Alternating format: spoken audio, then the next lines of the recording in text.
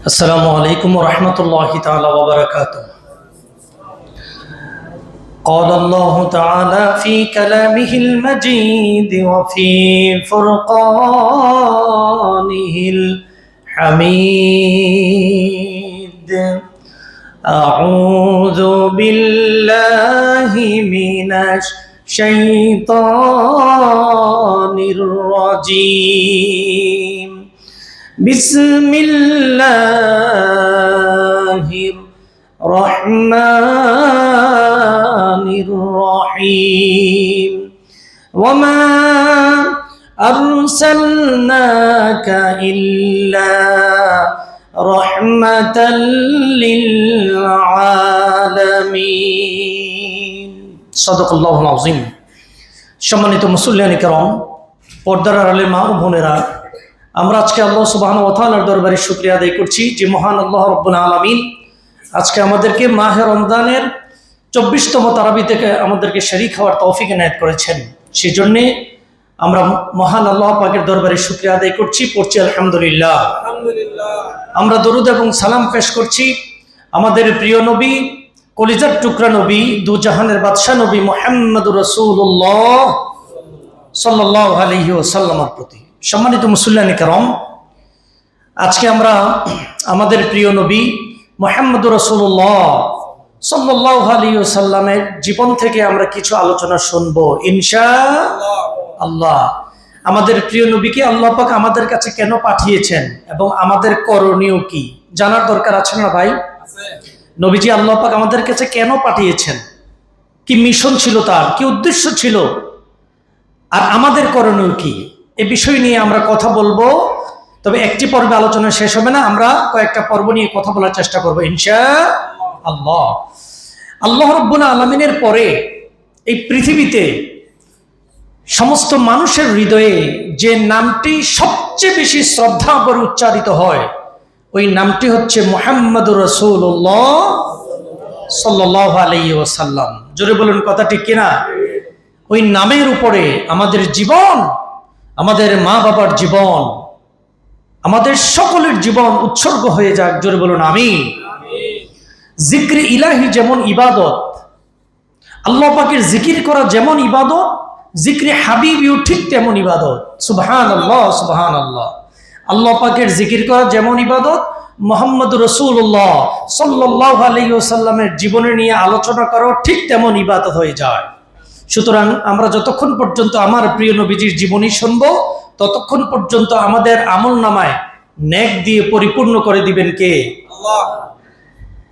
আমার রাসূলের জীবনটা হচ্ছে একটা আটলান্টিক মহাসাগর। The life of our prophet সাল্লাল্লাহু আলাইহি ওয়াসাল্লাম is boundless and bottomless C.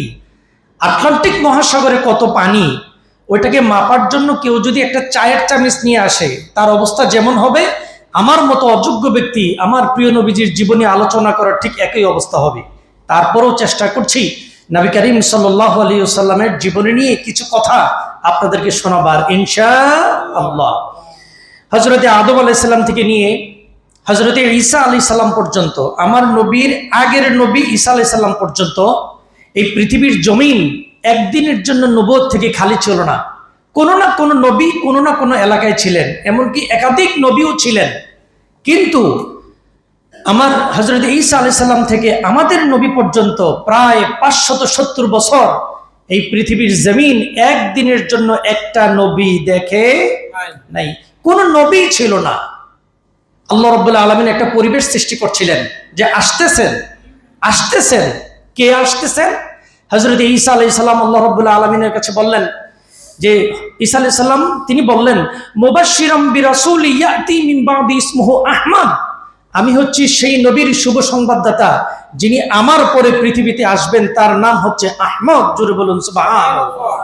হযরত ইব্রাহিম আলাইহিস সালাম আল্লাহ পাকের কাছে দোয়া করলেন, দোয়াটা খুব চমৎকার। আল্লাহ রাব্বুল আলামিন বলেন, রব্বানা ওয়াবআস ফীহিম রাসূলাম মিনহুম ইয়াতলু আলাইহিম আয়াতিক। হযরত ইব্রাহিম আলাইহিস সালাম আল্লাহর দরবারে ফরিয়াদ করে বললেন, রব্বুল আলামিন, তুমি আমার বংশ থেকে এমন একজন নবী তুমি পৃথিবীতে পাঠাও, যিনি মানুষকে কোরআন শিক্ষা দিবেন, বিজ্ঞান শিক্ষা দিবেন, তেলাওয়াত শিক্ষা দিবেন এবং হিকমত শিক্ষা দিবেন। এমন একজন নবী তুমি আমার বংশ থেকে পৃথিবীতে পাঠাইয়া দাও। হযরত ঈসা আলাইহিস সালামের প্রতিশ্রুতি আর ইব্রাহিম আলাইহিস সালামের দোয়ায় আল্লাহ রাব্বুল আলামিন আমার নবীকে এমন সময় পৃথিবীতে পাঠালেন যখন পৃথিবীতে বছরের পর বছর বৃষ্টি হচ্ছিল না, খর তাপে গোটা পৃথিবী খা খা করছে, সবুজ শ্যামলিমা ধূসর বর্ণ ধারণ করেছে, প্রাণীকুল এক ফোঁটা পানির জন্য চাতক পাখির নিয়ে আকাশের দিকে তাকিয়েছিল। নারীদের কোনো সম্মান ছিল না, নারীরা কন্যা হয়ে জন্মগ্রহণ করলেই জীবন্ত কবর দেয়া হতো। জোরে কন্যা নাউজুবিল্লাহ। কৃতদাসীদের কোনো সম্মান ছিল না। কৃতদাসীরা যখন গর্ভবতী হয়ে যেত, প্রকাশ্য ময়দানে এসে তাদের পেটটাকে চিরে বাচ্চাটাকে টেনে বাহির করে আছাড় দিয়ে মেরে ফেলা হতো। বাচ্চাটা মরে যেত, মা চিৎকার করে কাঁদতো বাচ্চাটা কিভাবে মরে। ওই দৃশ্য দেখে পৈশাচিক অট্ট হাসিতে ফেটে পড়তো ওই যুগের লোকেরা। চুরি, ডাকাতি, সন্ত্রাসী, চাঁদাবাজি, মাস্তানি, জিনা, ব্যভিচার, জুলুম, অত্যাচার দিয়ে যেন সারা পৃথিবী পরিপূর্ণ হয়ে গিয়েছিল। ঠিক এমন সময় আমার আল্লাহ রাব্বুল আলামিন আমার নবীকে করুণার মূর্ত প্রতীক করে তিনি পৃথিবীতে পাঠিয়ে দিয়েছেন। আল্লাহ রাব্বুল আলামিন সূরা আম্বিয়ার 107 নম্বর আয়াতে বলছেন, ওমা আরসালনাকা ইল্লা রাহমাতাল লিল আলামিন। হাবিব, আমি আপনাকে গোটা পৃথিবীবাসীর জন্য রহমত করে করুণার মূর্ত প্রতীক করে আমি আল্লাহ রাব্বুল আলামিন আপনাকে পৃথিবীতে পাঠিয়ে দিয়েছি। সুবহানাল্লাহ। আল্লাহ পাক জানিয়ে দিলেন, হাবিব, এই পৃথিবীর যতটুকুন এরিয়ার জন্য আমি রব, ঠিক ততটুকুন এরিয়ার জন্য আমি আল্লাহ আপনাকে রহমাতুল লিল আলামিন বানিয়ে দিলাম। আমি আল্লাহর পজিশন হচ্ছে রব্বুল আলামিন, আপনার পজিশন হচ্ছে রহমাতুল লিল আলামিন। আমার নবী শুধু মানুষের জন্য রহমত ছিলেন না, গোটা জাহানের জন্য আমার নবী হচ্ছে করুণার মূর্ত প্রতীক, রহমত। জোরে বলুন সুবহানাল্লাহ। একবার এক জায়গার দিকে নবীজি রওনা দিয়েছেন, হঠাৎ করে জীর্ণ শীর্ণ একটা উট মরুভূমির, নবীজিকে দেখেই উটটা দৌড়িয়ে এসেছে, চোখের পানি দরদর করে পড়তেছে উটের। উট তার চোখের পানির ভাষায় নবীজিকে বুঝিয়ে দিলেন, আমাকে দিয়ে মালিক অনেক পরিশ্রম করায় কিন্তু আমাকে সে পরিমাণ খাদ্য এবং পানি সাপ্লাই করে না। আল্লাহর নবী উটের চোখের পানির ভাষা তিনি বুঝলেন। এবার নবী করিম সাল্লাল্লাহু আলাইহি ওয়াসাল্লাম উটের মালিককে ডাকলেন। মালিক আসলো, নবীজি জিজ্ঞেস করলেন, এই উটটার মালিক কি তুমি? মালিক বলল, জি আমি এই উটের মালিক। আল্লাহর নবী বললেন, তোমার উট তার চোখের পানির ভাষার মাধ্যমে আমাকে বুঝিয়ে দিল, তাকে দিয়ে তুমি পরিশ্রম বেশি করাও, সেই পরিমাণে তুমি তাকে খাদ্য এবং পানি সাপ্লাই করো না। এর জন্য কিয়ামতের কঠিন ময়দানে তোমাকে আল্লাহ পাকের দরবারে আদালতে তোমাকে জবাবদিহি করা লাগবে।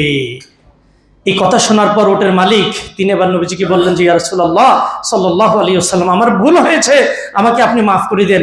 আজ থেকে আমি আমার উটের আমি সেবা যত্ন করব। সুবহানাল্লাহ, সুবহানাল্লাহ। এ হচ্ছে নবীজির রহমত। আরেকটা কথা বলে শেষ করছি।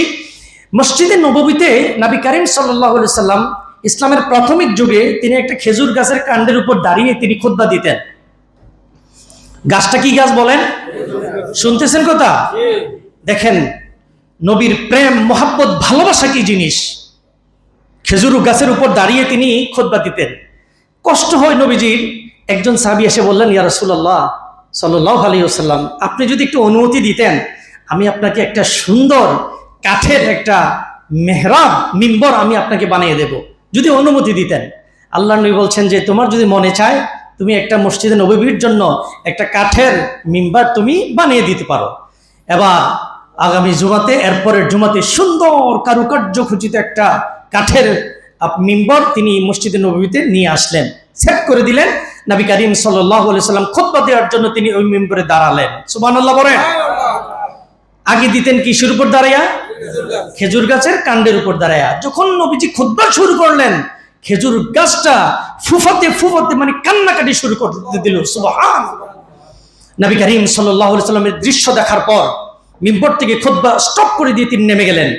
নেমে খেজুর গাছের কাণ্ডটাকে তিনি জড়াইয়া ধরলেন। জড়াইয়া ধরার সাথে সাথে কান্না আরো বেড়ে গেল। আল্লাহু আকবার।